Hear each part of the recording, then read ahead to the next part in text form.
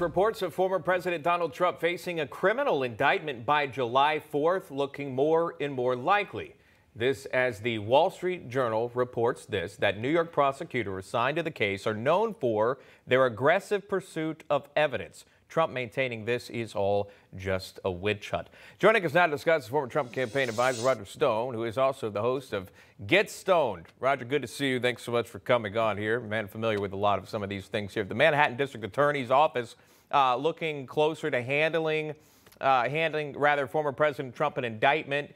You've been a subject of similar prosecutions. What is this about? Do you see these indictments actually playing out for the former president?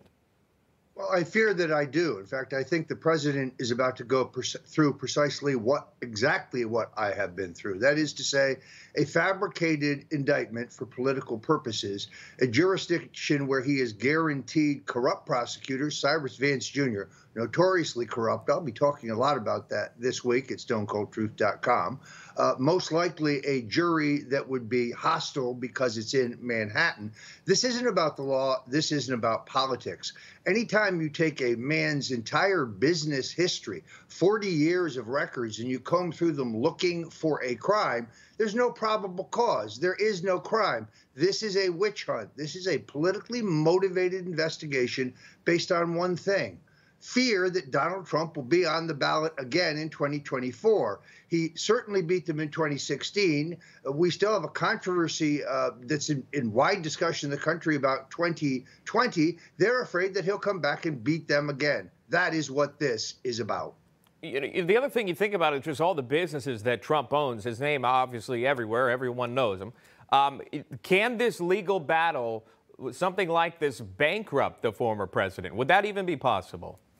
Well, look, the president is a billionaire, and he knew what he was getting into when he ran for president. He didn't do it for the money, certainly didn't do it to be universally loved. He did it because he loved this country.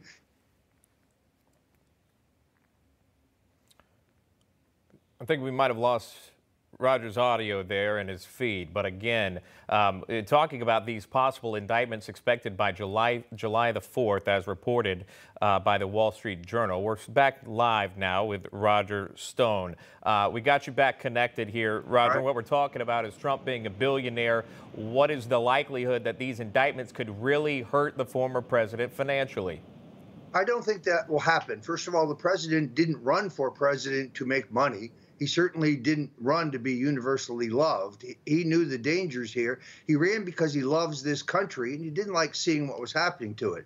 Donald Trump is, above all, a fighter. And I think the American people are going to see through the entire political motivation of any charge that is brought. Now, when I said this in a couple interviews last week, the headlines is Roger Stone predicts Trump to be indicted. No, what I said was he would be charged on fabricated charges that are politically motivated.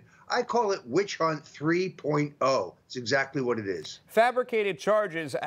Can you elaborate on that? What do you think those charges would be, and how would they be fabricated? Well, leaks out of the Manhattan prosecutor's office, I think, have already told us this. For example, they're going to claim, according to a story I read on the AP, that the president overvalued certain assets while borrowing against banks. Well, the banks get to look at an appraisal. The banks know he has a history of repaying his loans, but that's a perfect example of where they would smear the president in a politically motivated charge that wouldn't be leveled against anyone else. Look, they fear Donald Trump. This is about 2024. That's what it's really about. They don't want him on the ballot, so they want to damage him politically. I've lived through this, where you have a hostile and corrupt prosecutor, where you have an unfriendly and hostile jury, and fabricated charges. It's a nightmare. Well, my chips are on the president. He's a fighter.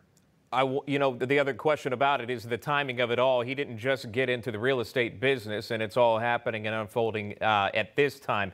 Before you go, there's a couple things I want to ask you about. One is this whole boat parade Trump supporters had on Memorial Day. Were you a part of that? How was it? I was. In fact, I was actually the Grand Marshal, and I must tell you, it was one of the most exhilarating, exciting, appropriate things I've ever seen. There were literally hundreds and hundreds and hundreds of boats of all sizes with the intercoastal waterway on either side, with hundreds of people waving American flags and pro-Trump flags. This was not about Trump. This was about Memorial Day, where the president's statement was moving. I mean, was presidential, and I don't think President Biden said anything appropriate at all. So this was really one of the most historic, one of the most breathtaking things I've ever taken part in. It was a great tribute to those men and women who gave everything so that we could even be on this show and talk freely in the American way. Roger, as you know, you're a controversial figure. But despite any of that, no controversy here. I want to talk a personal note with you. I understand your wife has been diagnosed with cancer. Is that correct? How is she doing at this time?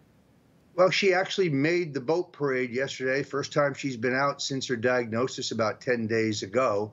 You know, I think this is the manifestation of 3 years of stress, 3 years of being pursued by a political prosecution. But she's doing well.